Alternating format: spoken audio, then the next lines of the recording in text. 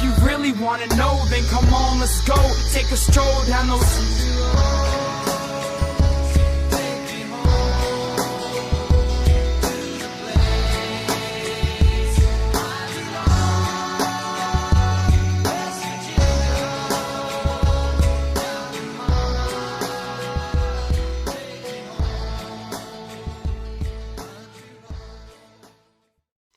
What's going on, Mountaineer Nation? Welcome into the season prediction roundtable edition of the Country Roads webcast. As always, I'm your host, Jordan Cruz, and I'll be joined shortly by our other co-hosts, Steven and Bradley. The reason I'm recording this opening alone is we had recorded a little opening segment talking about fall camp, kind of the news and notes, a little bit of a 10-minute segment, and we're using a new recording tool, and we're still trying to work out the kinks a little bit, so that opening got cut off. But the good news with that is we'll be jumping right into our season predictions as we'll go through the WVU schedule game by game, predicting a win or loss, and each give our record prediction for the 2021 season. So, with no further ado, here it is, the fourth annual season prediction roundtable. All right, yeah. I mean, the anticipation's killing me. So we're gonna jump into this thing, starting with the first game of the season, September 4th at Maryland to open the season in College Park. Um, Win or loss? What are you thinking, Steven? I got West Virginia winning that game. However, I do think it will provide a really good test, especially for our defensive line for a first game, because their offensive line is very well tested, very veteran group. They got Tua Tagovailoa's younger brother, which everybody knows him, Talia. They got a really good wide receiver in Raheem Jarrett. He played really well last year in the shortened season. So I think that offense has a lot to prove from the way that they played last year in their 2-3 record. But I do think West Virginia does come out and get the win because they did struggle a lot, despite having a lot of good moments last year. I'm gonna follow you up and agree with you. I got it as a win too. I think it's gonna be tougher than a lot of people are expecting. I think that's gonna be West Virginia's toughest non-conference game in my opinion, and I think that it's gonna come down to the wire. I got West Virginia by a field goal probably, but starting the season 1-0. Bradley. Yeah, I'll say this game is actually one of the ones I'm most worried about, just because.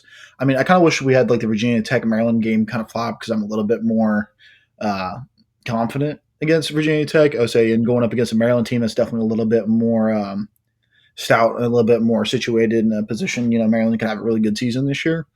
And so, going into College Park, that's never an easy task. I would say so. I'm a little bit more nervous about that game. I do have faith in us to come out with it, maybe with a close victory, but I think it will be a true litmus test of how our year could go. I mean, if we go in there and have a really solid game and our offense seems like it's clicking and our defense seems like it's not missing a step from last year, then I think that really bodes well for us going forward.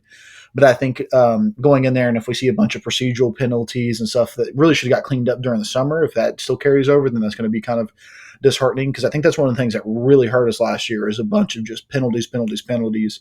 And like that's one thing that I'm looking forward to seeing really improve this year, and that's on Neil Brown. So I mean, those are the things I'm always looking at Neil Brown as I've talked the past couple of years that we've been on this is like watching Neil Brown and how he addresses the things that he can fix, and like that's one of those things that's on him to make sure that his guys are in the right place at all the right times and not getting those ridiculous penalties that could cost us a game. So that's going to be my first thing looking at the Maryland game is penalties. I mean, we'll have some like first game jitters and stuff like that, but I think it's going to be a real test of how our year is going to go right off the bat. Yeah, absolutely. Maryland's always a big barometer game. Usually when you win that one, you have a pretty decent season, and if you lose it, not so much. So I agree with you on that for sure. But all three got the Mountaineers at 1-0 starting the season. So next game would be September 11th, the home opener against Long Island. I'll kick this one off W easily, obviously. 2-0 for me, Steven. Yeah, I'm not going to waste too much time on Yeah, I this mean, game. I mean, it's, we've never lost to FCS before. I don't see it starting now, Bradley. Yeah, no, I think it's a guaranteed W. We can go on to the next one. Yes, sir. And this one's the big one here for us here in the southern part of the state. Big rivalry, the West Virginia Virginia Tech rivalry. Probably the biggest one to me, just because of where we live. A lot of people say Pitt, whatever. And traditionally, yeah, but being in the bottom part of the state, Virginia Tech's big because I know where we're at. Virginia Tech's like an hour away. West Virginia's like 3.5 hours away. So there's a lot of VT fans around here. So this is bragging rights. Big game at home, September 18th. Gold Rush against Virginia Tech. Bradley, let you kick it off this time. What are you thinking? Black Diamond Trophy coming to Morgantown? Oh yeah, I think Virginia Tech's definitely going to have a struggle year this year. I don't think Virginia Tech's back on track yet, even though I know their head coach is one of the hottest seats in the country right now. Honestly, I would say he doesn't. He's right there with probably Dana Holgerson down there at the bottom of the hot seats. So I do think that we'll have a. I think that this is going to be a super fun game. I think the environment in Morgantown's going to be popping. I really think that we're going to run especially if we have like that nice game against Maryland. If I think if we beat Maryland like by at least a touchdown or two, then I think we're coming in and we're going to hand it to Virginia Tech. Honestly, I think that we got a chance to really like show off in front of our fans, which I think would be really big for us going into Big 12 play, hitting up Oklahoma first game of the season, or first game of the conference play. And we're going to need that momentum, so we really need to come out that game and show off for our rivalries. And honestly, it might give us a little bit of a little bit of an extra look from the ACC when it comes to this conference realignment that we're looking at. We're here to compete. We want to win and we want to win big. So I do expect us to bring back home the Bike Time and Trophy, and I think it's going to be a wonderful game. Like I said, I hope we come out and really slap them. But I do see us coming away with the W. Mm-mm. I'm right there with you. Absolutely. I'm right there with you. Black Diamond Trophy coming to Morgantown, and it's staying in Morgantown. Like I said, I think is a tougher non-conference opponent. I think the Maryland game's going to be pretty close. I got West Virginia by double digits over Virginia Tech, 10 to 14 points, 3-0 non-conference. Steven? Mm-hmm. Yeah, I've also got us winning this game, but I don't. I kind of went back and forth with this, and because from a fan perspective, a lot of us are, we're like, well, we want revenge for the past time, when we played them in 2019. But the players don't think like that. So I had to start thinking about it from that perspective, and I really do think West Virginia's going to come out of this game with a W because, for one, we're playing in Morgantown, and even though the players don't have that, that kind of mindset about it, our fans do, and our fans are going to come ready. And that's probably going to be the true home opener of the season for WVU. Because I mean, there's going to be a lot of people show up for Long Island, but the most people are going to come out for Virginia Tech. It's sold out within, you know, what was it, a day or two? It wasn't Yeah, even. It Mm-hmm. wasn't that 48 hours too plus. long at all. Tickets were going pretty fast. But yeah, I don't think West Virginia's going to let this one slide this year. I think West Virginia's going to come out with a W against Virginia Tech. Yeah, because the only way I see us losing a game like this is if we come out like really underestimating Virginia Tech. But I think with it being like an old school rivalry, we lost the last game, and I mean that was Willie G. I think that it's really going to be hard to underestimate or like try to really like overlook. I mean, even though we do have Oklahoma the following game, I don't think that's a game that Neil Brown's going to allow us to overlook. So I think that's the only way you lose a game like that. And I just don't think, with it being, like Steven said, the first big game in Morgantown, all the fans are going to be riled up for a rivalry. I just don't see that happening. So that's why I think that there's just no chance Virginia Tech comes in there and walks away with the W. I'm hoping for a shutout. I don't even want them to score. Yeah, I would love to see it. But That's no, I probably not agree. going to happen with I think their offense has got a little bit of something, but No, I think it's going to be a decent game. it's going to be a decent But game. no, Yeah. I agree with the point of Neil Brown, having to make sure that doesn't happen because I think that Neil Brown knows that with our fan base, these are the two biggest games on the schedule. Probably like our fan base, as long as you beat Maryland, beat Virginia Tech, they're probably gonna Because pass weird. for the most part. So he knows those rivalries are very important. Yeah, I think you hit the nail on the head whenever you said it was an ACC resume game, though, because I That's mean, true. what better way to show the ACC that we can compete by beating one of their teams in Yeah. live action games. So rivalry game, resume game, you know, the true home opener for WVU this year. I think that's a really good recipe for a W if you're West Virginia. Yeah, Yeah. I agree. So all 3-0 through non-conference. I'll go West Virginia going 3-0 through non-conference. I'm hoping to see it. I've been predicting it. I've been telling people West Virginia is starting season 3-0. So hopefully we're all right, and they do. But then you got the big one, Oklahoma. The dragon you haven't been able to slay. This is one of the first times we've got to play them early in the Big 12 conference schedule. I can only think of one or two other times, and those were some of the times that we came close to them. I know 2013 we went 4-8, but we played them second or third game of the season and only lost 16-9 or 16-7.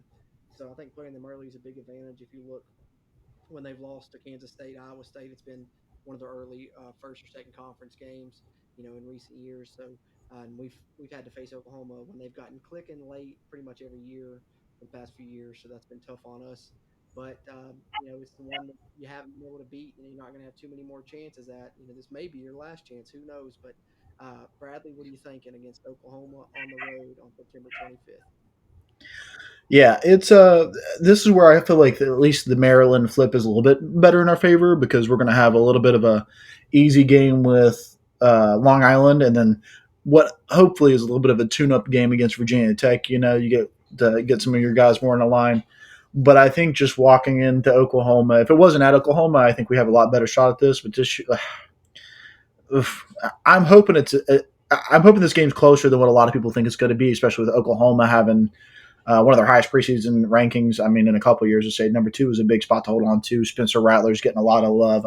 Great quarterback, especially with our young backfield. I mean, that could be really, really terrifying. So I don't think we're going to win this one, but I really hope we keep it competitive as always. I mean, you never want to see you lose by more than 3 points. So I think we're going to take an L, but it's always a possibility. I mean, Neil Brown could shock us. He's been known to walk into other places, big venues, and come out with a W. Neil, a little bit of that Neil Brown magic. So anything's possible. But I'm going to go ahead for our preseason. I'm going to give us L on this one. You asked me a few weeks down the road after we clean up Virginia Tech, and I might tell you that we're going to beat Oklahoma walking into Oklahoma. So I hope so. I'd love to see it. Steven? Yeah, I've also got us losing this game. I've said it on previous prediction roundtables. I'm not going to pick us to win this game until WVU proves me otherwise that they can win this football game. Every single year I give WVU credit about what they can do and about, well, we can do this differently than we did it last year. And Oklahoma, doesn't do this, that well.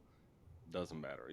West Virginia has to prove that they can beat Oklahoma while, they've been in the Big 12 and they haven't done that yet. So I've got us losing this game, unfortunately. I hope, like you said, Bradley, I hope it's a close game, and we don't go out there and get embarrassed. But Neil Brown has proven that he plays better on the road than any other WVU coach than I've seen in recent memory. So that does give me a lot of hope in that football game. So.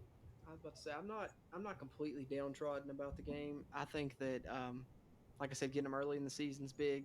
Neil Brown's success on the road is big, but like you guys said, this Oklahoma team is, I think, different. I think that this Oklahoma team has a great defense that's just as good as their offense. There's a reason why they have that preseason number 2 rating. They have some studs on the defense. If you look at the All Big 12 preseason team, you got what 5, 6 Oklahoma guys on the first team defense.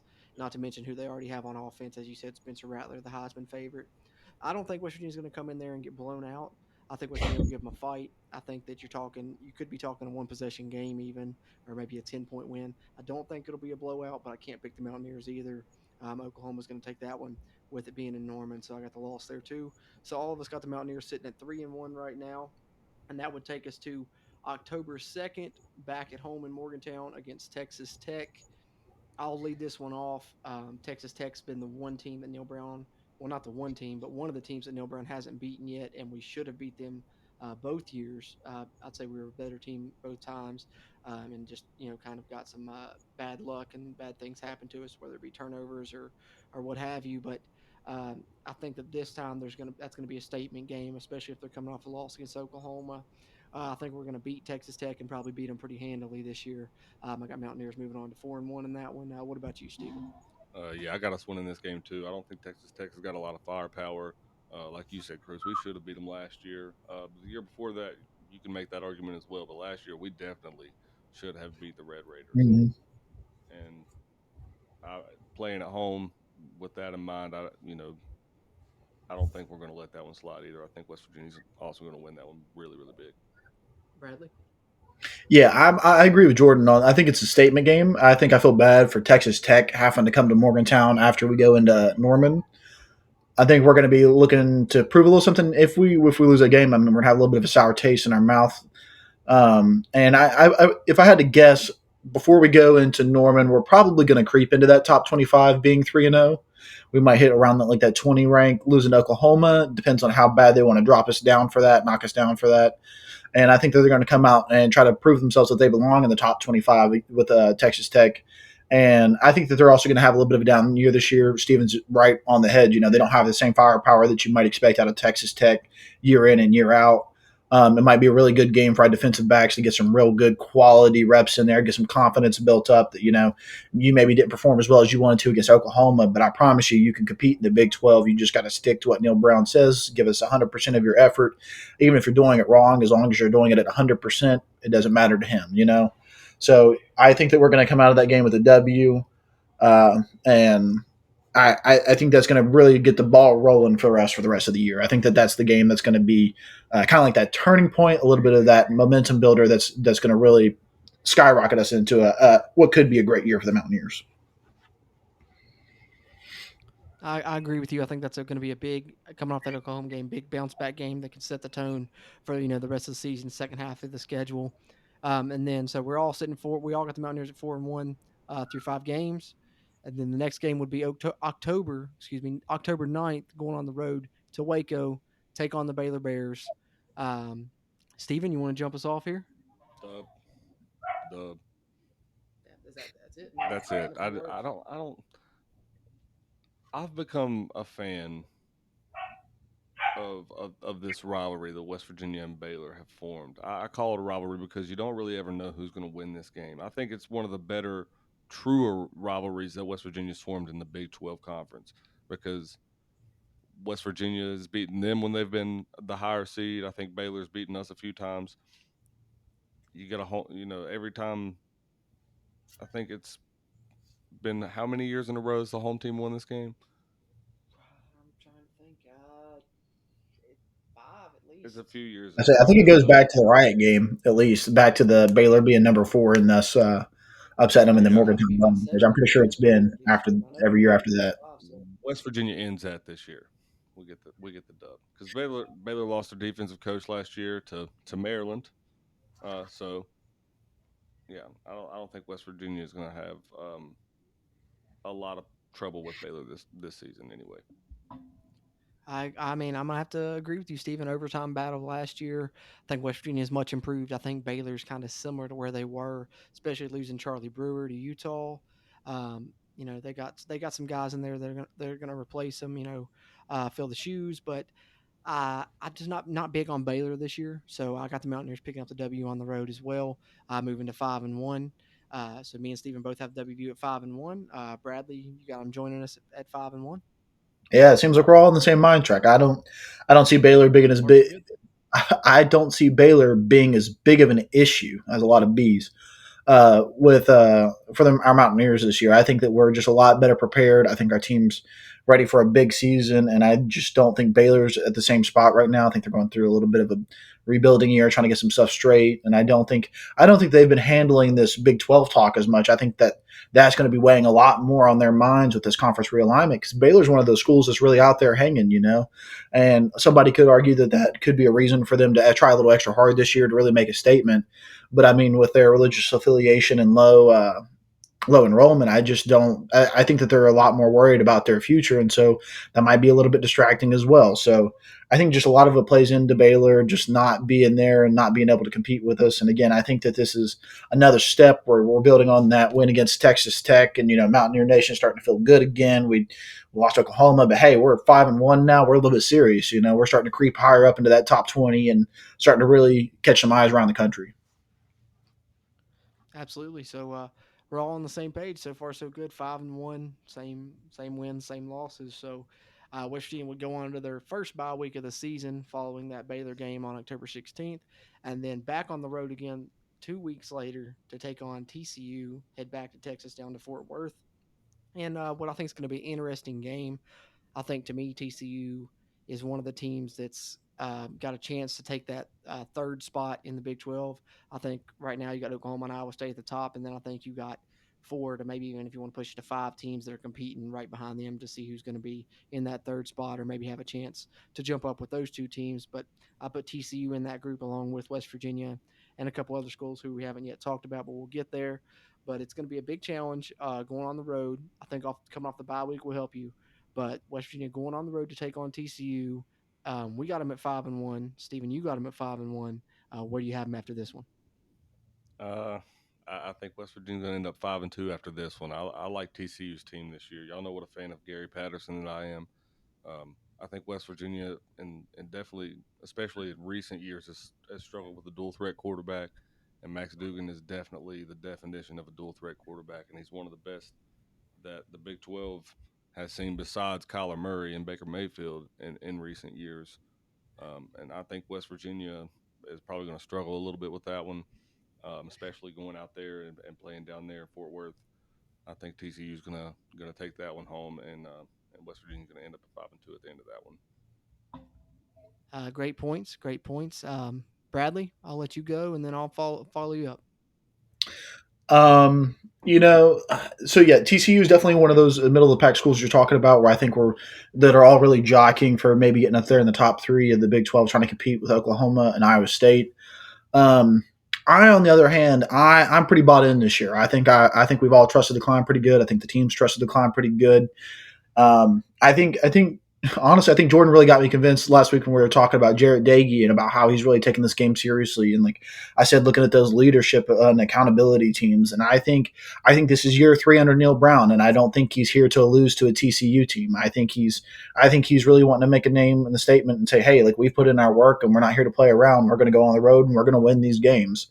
And so I think Gary Patterson's a wonderful defensive mind, but I really think that this is going to be the game where we get to see the full scope of what our team's capable of.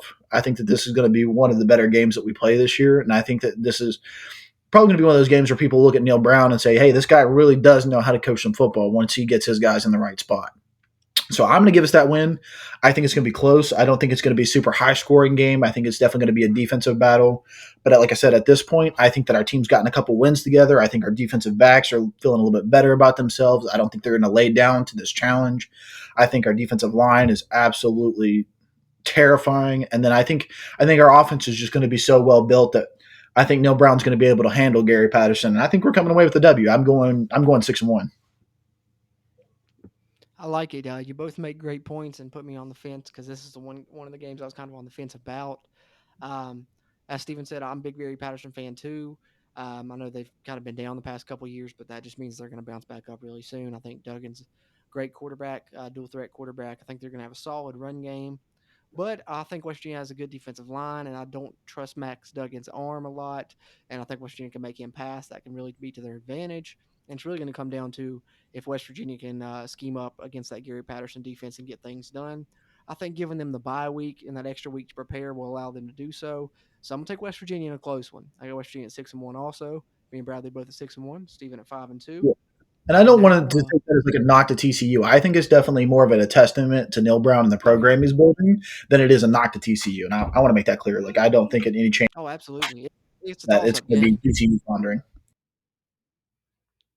Yep. So now you get into kind of that meaty part of the schedule because following TCU, then you come back home October 30th, the day before Halloween.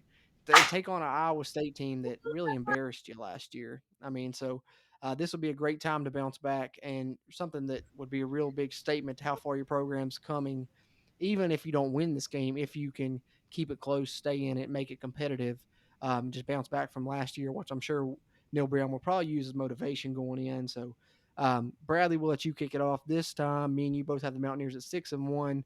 Where do you have them sitting at after the Iowa State game? Honestly, I think that this is the best game of the year. I think that this is going to be college game day potential. It's on Halloween evening. If anybody's been in Morgantown on Halloween, you know Halloween is the biggest weekend of the year for Morgantown, in my opinion. I mean, the kids get into it. I would love to be there. I'm gonna do everything I can to get a ticket to that game. I'm gonna be in a costume. I'm gonna go absolutely nuts because I think it's going to be a top 15 matchup. I think it's going to be an absolutely massive game. Who wins it? I have no idea. I think it's a shoot up. I think it's a battle between two quality coaches, one a little bit less proven than the other one.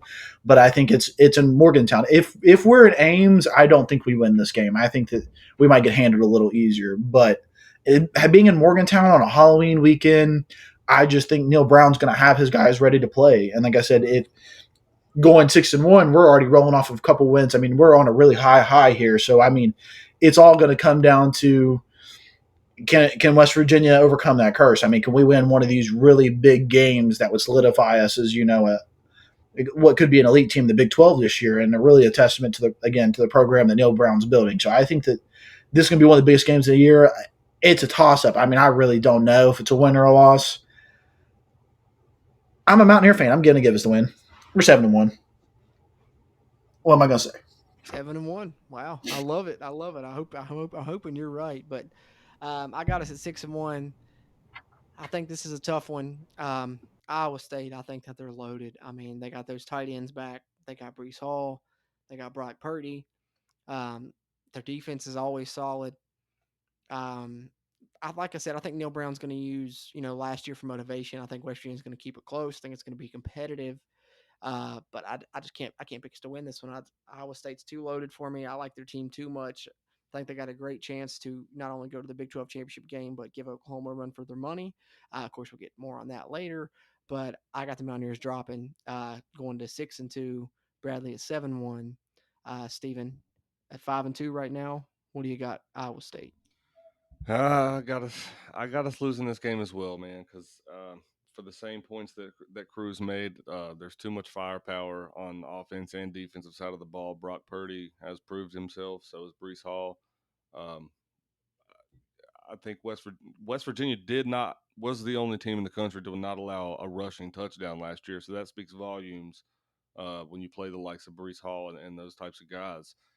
However, I don't know.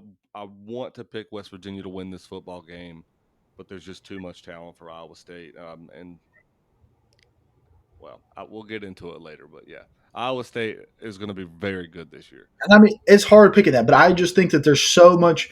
And again, it's all based on potential, and this is looking through my blue and gold glasses, of course. And I'm gonna catch some heat for that, but I don't really care. I think it's an absolute possibility in Neil Brown's third year, and I think that anybody that's had their eye on this program and their finger on the pulse knows that it's not a far shot. And I mean, I might sound like a little bit crazy out there saying it, but like I don't think it's that insane. I really do think that Neil Brown's finally got some pieces, and I think that might be just my envision putting Neil Brown on cloud nine, even though he hasn't even. I mean, he hasn't really translated as much onto the field as much as we would like to see it. I just think that this is the year where he's finally going to start getting some things clicking, and I mean he went to 10 wins real quick at Troy, and it's not impossible for us to turn around and do the same thing when he's finally got his guys and are popping on all cylinders. But hey, I'll take it. I mean, you're right. It's I definitely I think so. I think so. I mean, this is going to definitely be the most successful year thus far under Neil Brown, and could be the year where he shows we're really starting to pop off and everything like that. So I agree with you. I think that's good points. That being said, 4 games left. Bradley has WVU at 7-1. I have him at 6-2. Steven at 5-3. So finally getting some little bit of difference in opinions of these predictions, kind of the fun part of the season prediction roundtable. So 4 games to go. The first of which being November 6th at home against Oklahoma State. One of those other teams that I think is there in that middle of the pack, battling with West Virginia and the aforementioned TCU. Steven, we'll let you lead off this time. Got West Virginia at 5-3 right now, playing Oklahoma State at home on November 6th. What's going to happen? I went back and forth with this one as well, man. This whole chunk of the schedule it's really difficult for me because West Virginia usually fights a lot of injuries at this time. We usually battle depth issues, and so for that being the biggest reason for the outcome or my predicted outcome for this game, I think West Virginia is going to lose this football game to Oklahoma State, and I really hope that I'm wrong about that game. But like I said, the main issue with me is the timing of that game. You lose 2 in a row to TCU and Iowa State, and then you're battling depth issues and injuries. It doesn't really do well for West Virginia down that last part of the season usually. So that's why I have West Virginia losing that football game. I think West Virginia will make it a competitive game, but Oklahoma State's going to be very good this year. And I do believe that Spencer Sanders is back again once again. Yeah. So yeah. Like I said, hope I'm wrong about that game, but I got us losing that one. All right, Steven's got us 5-4 with 3 games to go. Bradley currently got us at 7-1. After Oklahoma State, what do you got us? See, I think that if we're going along with my train of thought here with the 7-1, these next 2 games are probably some of the most worrisome ones. I mean, you can kind of lump Texas in there at the end with the third one before they give me at Kansas. But I I think that this game is one of those games where, like Steven said, we're really starting to battle some injuries. We just had a hard fought game at Iowa State. We've been playing our hearts out. Um, I the Mountaineer in me, like this is the issue the Mountaineers have had. We get that big W. Can we turn around and win the next game against another good team? I yeah, I this really depends on what do I want to go with the dream season or do I just want to go with my Mountaineer instincts and yeah, I'll come back to reality a little bit. I think we'll lose that game. I think after a hard fought game against Iowa State, I think it's just I don't think it'll be um, a blowout by any stretch of the imaginations. I mean, you're in Morgantown. I think it'll be a hard fought, really good quality game. But I just think it's one of those ones where you might lose to a field goal by 1 point at the end of the game, where it just happens to be you weren't the last person with the ball. So I'll Yeah. go 7-2 on that one. I'll have us lose at Oklahoma State. We get a little bit of that Mountaineer mentality back in us, and you know maybe just drop the ball a little bit. Well, I guess we're all back on the same page because I think that Oklahoma State, we've just seemed to always struggle with them. And I think they've got our number, and I think they're going to have our number again. And I'm going to have us dropping two in a row, and I got us dropping to 6-3, taking the loss to Oklahoma State Thank as you, well. boys, for So finally finally, letting finally, me. we all got on the same page. Yeah, All right, so I let me got us. hate member. I got a 6-3, Bradley 7-2, Stephen 5-4. 3 games left. Going on the road again on November 13th into Manhattan, take on Kansas State. I'll lead this one off this time. W. I think that last year we showed Kansas State really doesn't have much for us. Deuce Vaughn's a solid player. They got some good players, but I think we shut Deuce Vaughn down last year. I think it's going to be the same thing this year. And I got West Virginia going to 7-3. Steven, what about you? Yeah, I've also got us winning this game and getting back on the right track. I don't think the West Virginia is going to struggle too much going out there to Manhattan. Um, Kansas State's on an up and coming rebuild right now, so they don't really have a lot in terms of they've got talent. They just don't have the depth to be able to use that talent effectively right now. So I think West Virginia's going to come out of that game with a win. I'm not going to spend a lot of time on that one because this next game is one that I'm really excited about. Bradley, Kansas State, what Yeah. do you got? So I'm going to give us the W. I think that this game's going to come down to, again, if we're going against my track of thinking, I think after a loss to Oklahoma State, you lose this game if you can't rebound. You know what I mean? Like if you get beat up by Oklahoma State and you get your head hung low and you're getting a little bit of doubt in yourself, then you could walk into Manhattan and quickly lose that game. If you're not feeling confident in yourself. So I don't think Neil Brown's going to let that happen. I think that we struggle a little bit against Oklahoma State. He tells them, "Hey guys, like we're still in this. We're still in line. You got to have faith in yourself. Trust the climb. Like we're still in this." And I think they rebound in a big way and come out with a win in Manhattan. So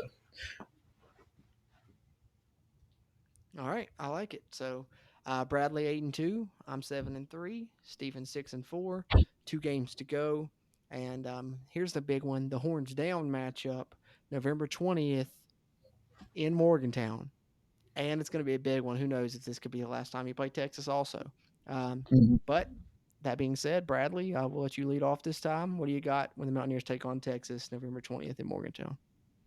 no chance in hell I'm going to give Texas a win in Morgantown this year. I'll just never agree to that.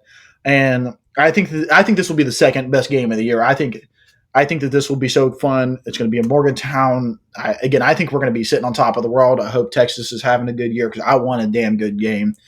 And I just think, again, I think Neil Brown's getting his team back on track. And I think that this could be a really special year for Neil Brown's third year. It might not be the championship team he wants yet, but it's going to be damn near close. And I think that it's going to put a lot of people on alert for next year when we've even got more depth and quality back there. So I'm giving us the W over Texas. And again, it's going to be another close game. I don't think we're going to have very many easy blowout games this year in the Big 12. But I think this is going to be a damn good game. But I'm going to give us the W, and it's going to be horns down all day.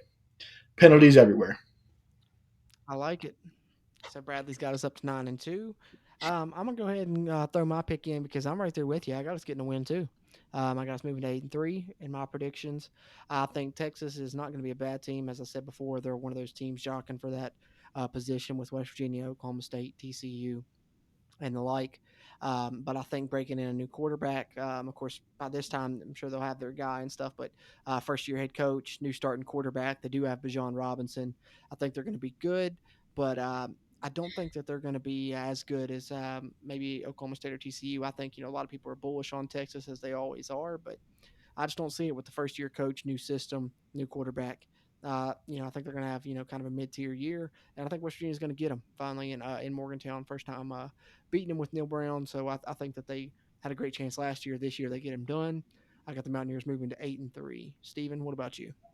I think this game is Neil Brown's statement game for West Virginia. I don't think that this is going to be a close game. I think West Virginia is going to win this game by 2 touchdowns because I'm like you guys. I don't like a lot of the talent that Texas has. That the only one that's proven themselves is Bijan Robinson. By that time, like you said, they will have a quarterback that's decided. But I really don't think West Virginia's going to let them come into Morgantown, especially that late in the season. And West Virginia under Neil Brown has proven that towards the latter part of the season, those last 2 to 3 games, that's they come with resurgence for whatever reason. They come with resurgence, whether it be to prove themselves in the first year, you know, going into year two without the bowl game, and then going in last year, they were trying to set a statement for that bowl game, and then come out and they beat Army by 3, which, if you watch that game, it really wasn't that great of a football game Yeah. in the bowl game. But anyway, I think West Virginia will come out of this game with a win, like I said, by 2 touchdowns. Wow, I like it. Bold statement with the two touchdown win. So Steven has us at 7-4. I got us at 8-3.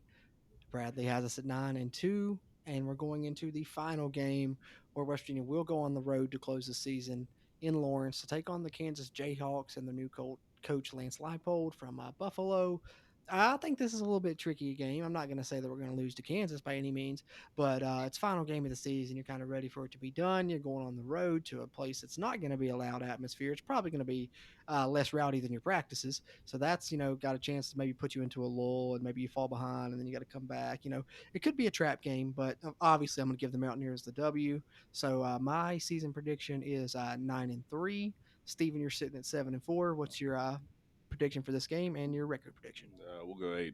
Yeah, there's not a chance we lose to Kansas this year, especially trying to trust the climb. We have to continue that build, and you can't lose to teams like Kansas to do so. So I don't think we're going to go out to Lawrence and lose that football game. There's not a chance. There you have it. And Bradley, you're sitting at 9-2 right now. Final game at Kansas. You got the Mountaineers with the 10-win regular season. Yeah, I'm gonna blow everybody's mind and say that we're not gonna lose to Kansas. I thought that I swear I thought you were going to be like, nope, 93. No shot. I mean, I do think that it could be a scary game because I mean, you got a first year head coach that's going to be wanting something to prove. It's the last game of the year, like you said. Like you guys have brought up all the points that could make this an absolute trap game and scary. You're going to be in no atmosphere. You're going to be probably one of our uglier games of the year where kids are just they're tired, they're beat up, they're not wanting to go out there and play against Kansas because they don't expect Kansas to be much. So like, it's definitely not an exciting game to watch, and I think it's going to be ugly. And I'll probably be yelling at the TV a lot if there's a lot of mistakes. So, but I just don't. Again, I don't think I see Neil Brown losing to Kansas. I think we go in there, get that win, and we're looking on to whatever the next game may be. I like it. So there you have it. Bradley 10-2. Jordan got 9-3. Steven got 8-4.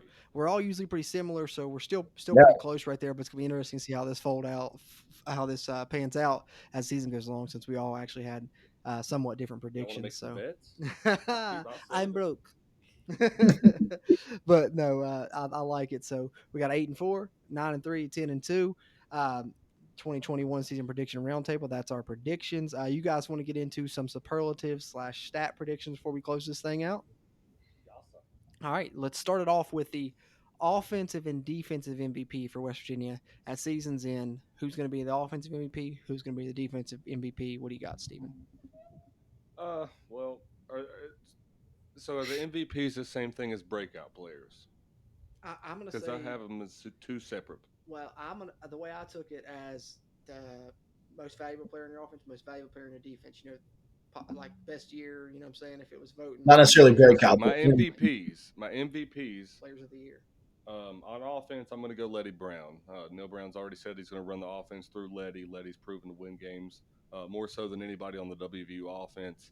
I do think Jared Dakey's going to have one hell of a season, and I'm not going to call it a breakout year because I've really liked what Jared's done in the past 2 seasons, but not everybody's going to be a fan of his work, and there's a lot of West Virginia fans out there that aren't a fan of Jared Deggy's work.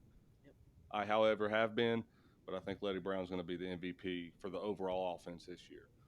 I'll let you guys go ahead for offense. Offense, I'm going with the guy you mentioned.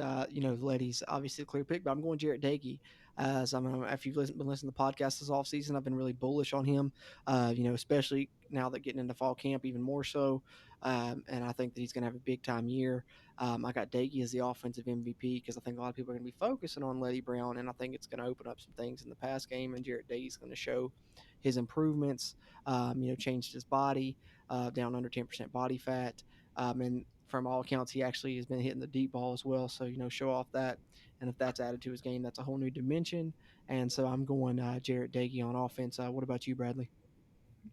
I'll keep it different too. I don't think you can argue with the fact that Letty Brown will be the most dominant player on our offense. I think he's going to be right there, and you got to keep an eye on him. But I truly think that our MVPs this year could be our wide receiving core, and I have faith in that because I think a lot of people don't understand. Like they had big drops last year. They really let us down last year. I mean, we were all really hyped up on them last year, and if they can reach that level of play that we know that they can reach to, then I think that makes them more valuable than anything else because then you are really bringing Jarrett Dagey into his own game, a man who's had not an issue protecting the ball, but he hasn't had the same yardage and production that he could have had because of his wide receivers. I truly think so.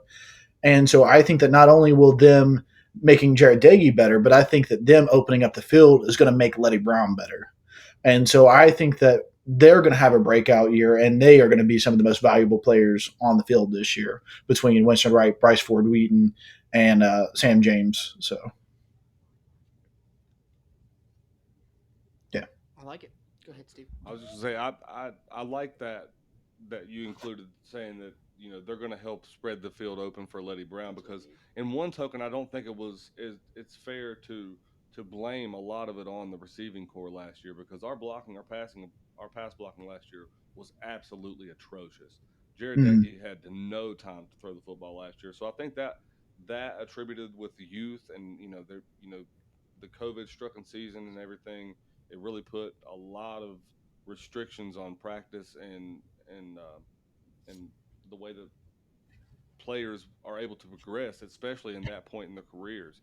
So I think that was what played a lot of major roles in those drop passes last year. Was the players didn't have a Mhm. lot of time to progress in the preseason and the point we're at right now in football. That was really what cut a lot of people short. And I think that's the, the great thing about giving that extra year of eligibility is that one of the few things that the NCAA has done, and that really helped West Virginia and a lot in the long run. No, Yeah, and absolutely. I think I that agree with you.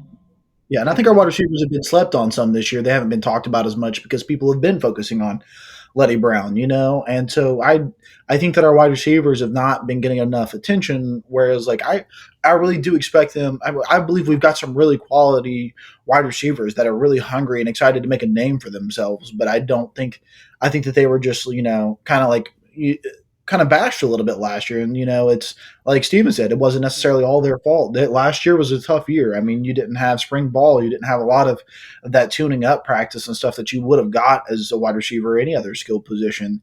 But that's where I'm saying, I think that gives them even more room to grow, which will show even more improvement and make them the most valuable players on the field.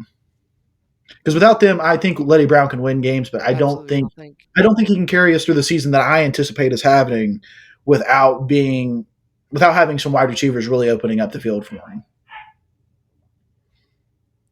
yeah, you're going to have that passing game improve, especially the downfield passing game. I think that's what you really lacked last year, and that'll really open things up.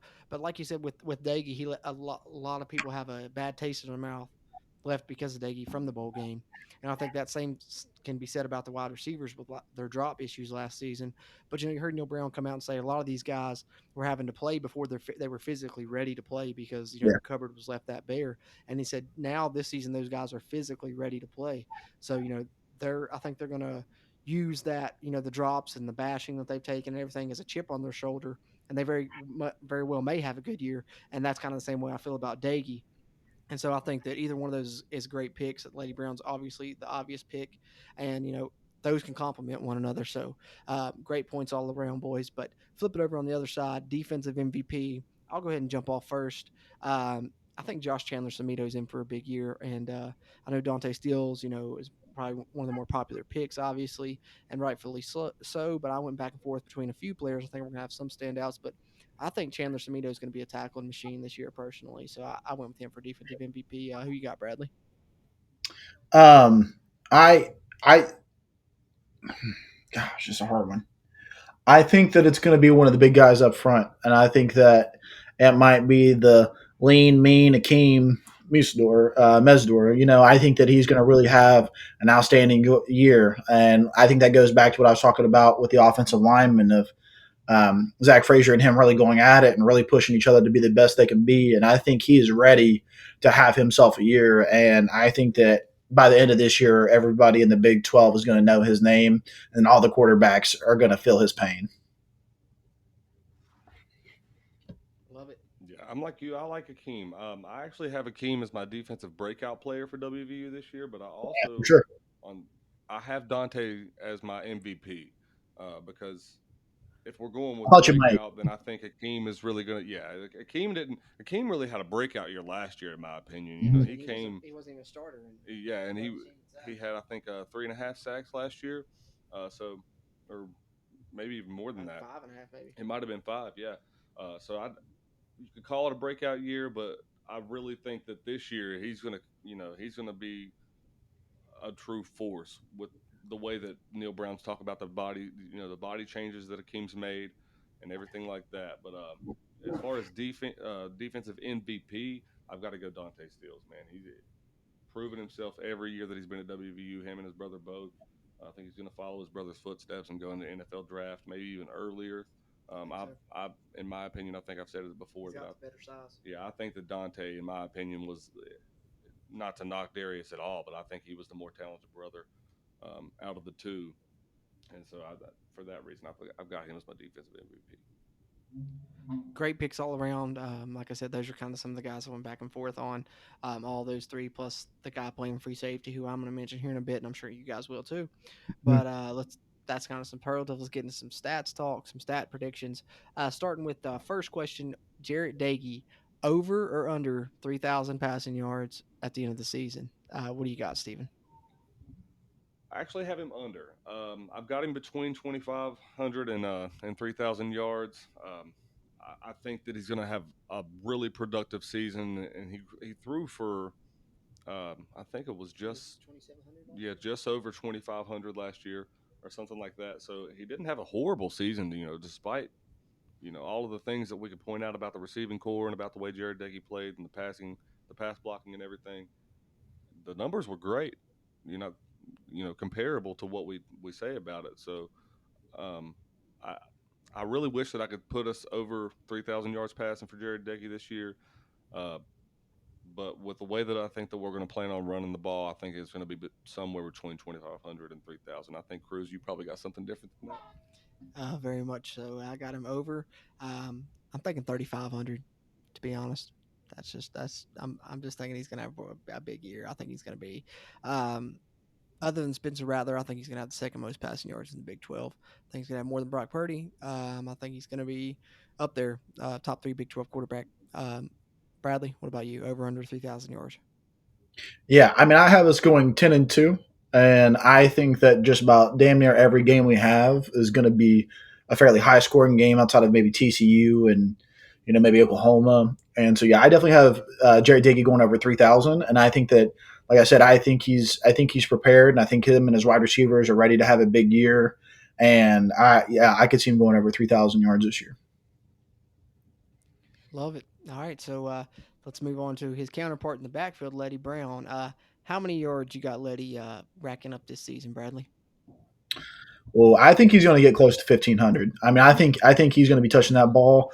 I think, uh, yeah, I really the sky's the limit for him, and I think that they've really amped this guy up to be an absolute, top running back in the country. I mean, they're really setting him up for a big year. So I don't see him having any less than 1,000 for sure. I mean, he had a big year last year, hitting 1,000 in a truncated season, and I think he's just got the wherewithal and the grit and the determination to absolutely try to put the team on his back this year. And so I see him hitting 1,500. Yeah, I'm right there with you, Brad. I think at least 1,500. I've actually got Letty pushing almost 2,000 this year. Yeah, Because if you think with Are the you talking shortened, total rushing and receiving? I'm talking to rushing, Just rushing? just rushing. I Oof. think with the well, yeah, in my opinion, the way Letty think about it, Letty played with a shortened season last year. He played with limited blocking schemes last year. Letty still ran the offense through him last year and still proven to win games and still got over 1,000 yards rushing, just over with 1,010.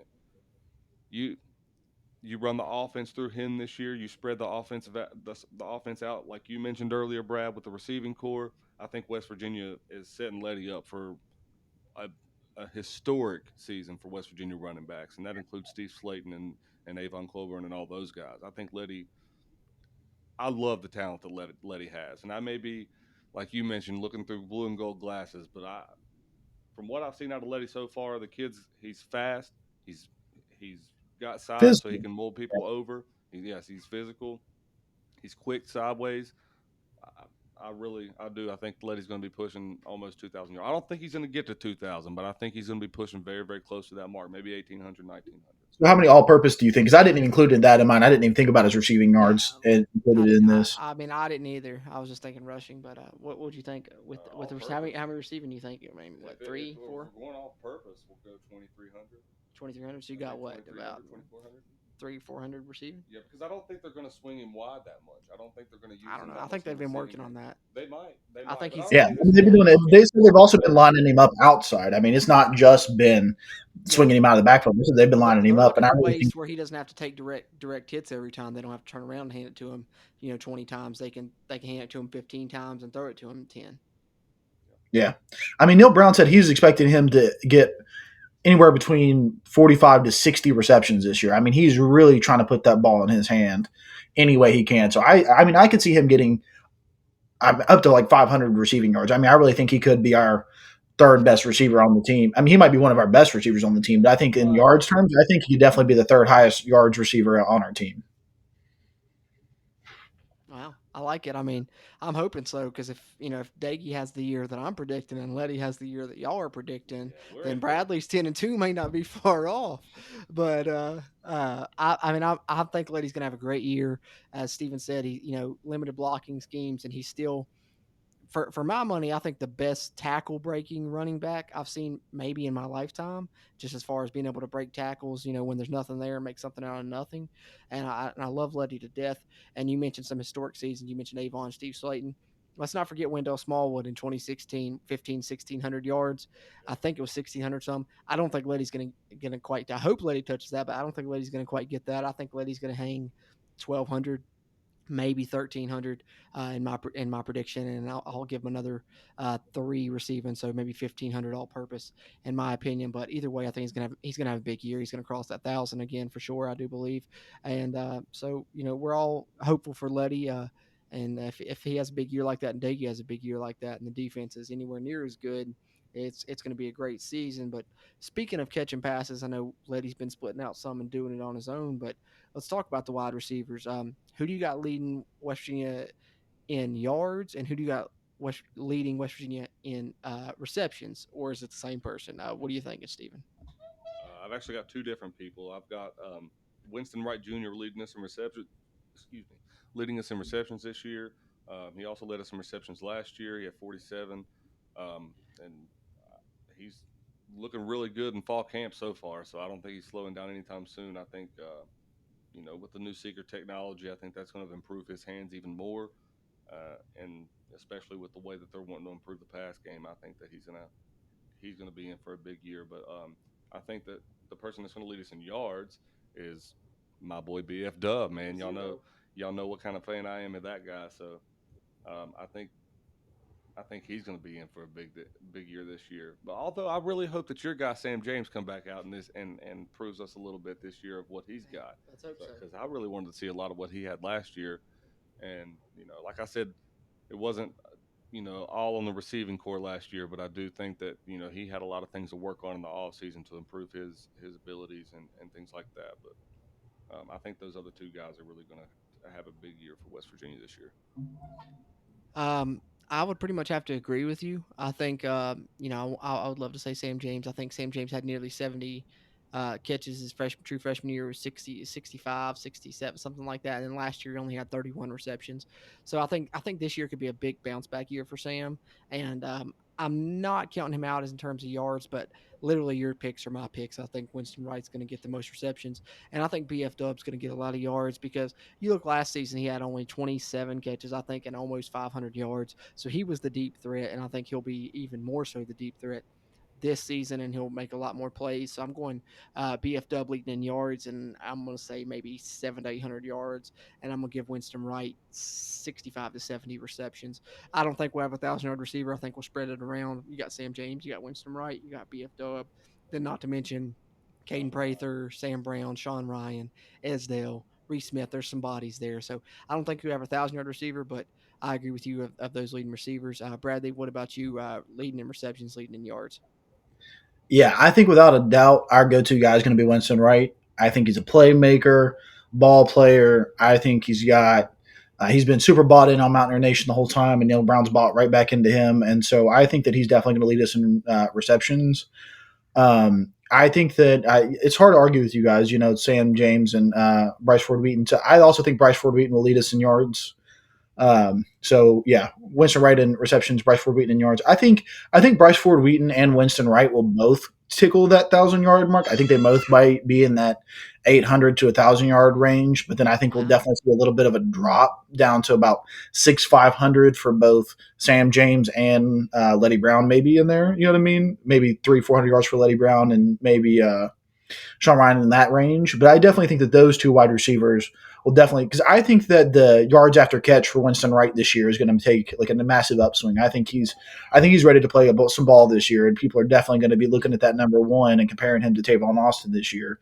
And so, yeah, I definitely believe that both of those guys are going to be tickling that 1,000 yard mark. I don't know if either one of them will hit it. Maybe they, a little bit of yards off of each of the other one, but I don't think that Winston Wright's going to be that far behind Bryce Ford Wheaton in the yards this year. But I do think Bryce Ford Wheaton will be the one to get closer to that 1,000 yard mark. I like it. So we're all expecting big years from Winston Wright and Bryce Ford Wheaton, and a lot of improvement from the receivers all around. Flipping over on defense, I'm just going to group these three stats into one. We can just all give our three of each one at the same. Who's your leader in tackles? Who's your leader in interceptions? And who's your team leader in sacks? Because I got a few more things we're going to add here at the end. So we'll just group all three of those together. Bradley, you can jump this one off first. Team leader in tackles, team leader in sacks, team leader in interceptions. Tackles, Josh Chandler Samito, just the benefit of the position, and I think he's going to be damn good at it this year. Sacks, I'm going to go with Akeem. I think that's going to be his specialty. I think he's going to be an absolute terror. I think him and Dante might have a little competition for that, but I definitely think that Akeem Meesdor is definitely going to be that sack machine. Like I said, I think the quarterbacks are going to be feeling him all year. Um, Interceptions, I'm going to go Scotty Young. I think that he's got some potential this year, and I think he's going to make some big plays. I like it. I also think I Alonzo definitely Dye got a is not young going to be pick. excited about that. I think Alonzo Dye is going to be pretty impressive this year. I think I he's got the potential. yeah. Yeah. Well, that's my pick, and I think that I largely based that pick off of how much I liked his uncle, but I like Alonzo as well, man. Alonzo's got game, and I like Interceptions? yeah, and Okay. interceptions, yeah, yeah. As far as sacks, I'm with you. I got Akeem Mesidor, man. I like Akeem. I like the way that they talked about the way that he's changed his body up. I think that they're going to double team Dante a lot. Not that they're not going to double team Akeem and scheme off of him a little bit, but I think that a lot of the schemes going to be more surrounded onto Dante. I got Dante as um, I think Dante will have more tackles for loss than what Akeem has, but I think that Yeah. Akeem will lead the team in sacks. Um, as far as who lead the team in tackles, I went back and forth on this one. I also had Josh Chandler Smito, but I also put Alonzo Adai as well. It's a toss up for me between those two guys because Alonzo can come down and he's really quick off the line. He's one of those safeties that he plays safety, but he reminds me more of a linebacker type role. Just the way that he comes down on the line so much. He's really quick. when he drops back in coverage, but he's also quick when he can get off the ball like that. So it's either one of those two guys for that for me. What do you got, Cruz? I'm right there with you guys on tackles. I think Josh Chandler Semino is my pick. Dark horse, guy Bradley mentioned, Scotty Young. I think that's a dark horse, but I'm going Chandler Semino. Sacks, surprising, Vandarius Cowan. I'm I on like that. Vandarius I Cowan, like just it. a little bit different. That bandit spot, maybe he starts making some noise there. So I'm going Cowan. Interceptions, Lonzo Adai. I think that's the easy pick. I believe he led last year, so I'm gonna go with Alonzo as well. I like Scotty Yeah, Young though. I do. yeah, and on Vendarius Cowan, which would make me believe in your pick even more there, Jordan, is the fact that Neil Brown came out and said that this is the first year that Vendarius Cowan has really bought into his role in the defense now, that he's really kind of fought that the position that he's in, that he didn't really understand it, and that this is the first year that it's finally clicked with him why he's so beneficial in that position and how important he can be to our team. So yeah, I think that that's a great pick. Absolutely. Yeah, Right. I really like that pick. I'm truly, truly hoping that Vandarius can stay healthy You're just not because trying to jinx it. I just don't want to jinx it. That's Shut up. exactly it. I've wanted to see Vandarius Cowan play even a half a season since he touched down in Morgantown, and he hasn't gotten that far yet. He's gotten hurt twice now. So I hope that you guys are right, and Vandarius has his big year this year because I know I know that he's capable of it. We all know he's got the talent. He's just got to stay healthy. Yeah, let's hope so because that bandit position really produced at Troy, and we've kind of yet to see it come to fruition at West Virginia. So this would be big if he did lead the team in sacks and that bandit really started showing out.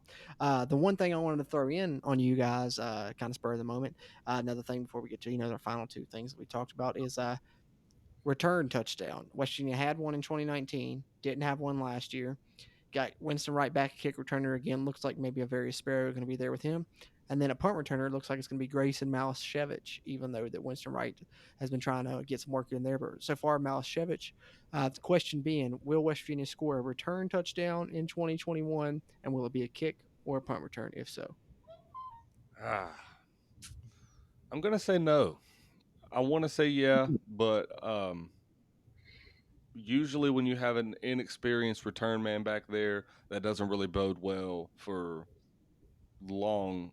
The I don't really a touchdown return. Um, what not for West Virginia anyway. Unless he proves that he's got that type of talent and that type of speed to where he can get to the edge real quick.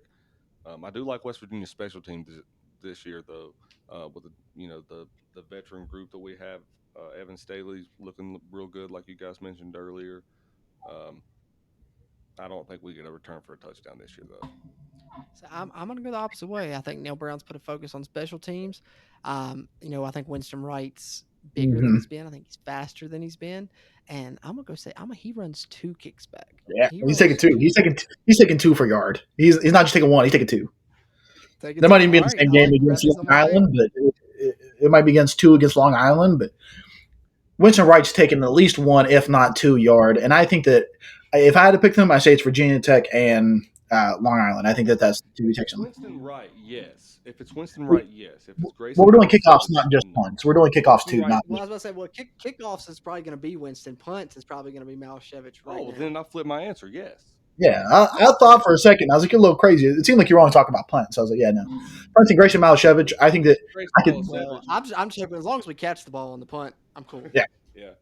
yeah, catch it. We Say haven't had a hi. punt return touchdown since 2012 with Tavon, so it's been almost a decade since we have a punt return touchdown. So I'm not expecting that, but Yeah, no, kick just punt say If return, hi we're to yeah. if mom we're and talking dad. Winston Wright, yes, we'll return one. If we're talking Grayson Malasevich, not so much. Yeah, I think he's going to wave to mom and dad, and he's going to catch the ball. That's it. That's it. All right. So a couple more questions before we close things out here.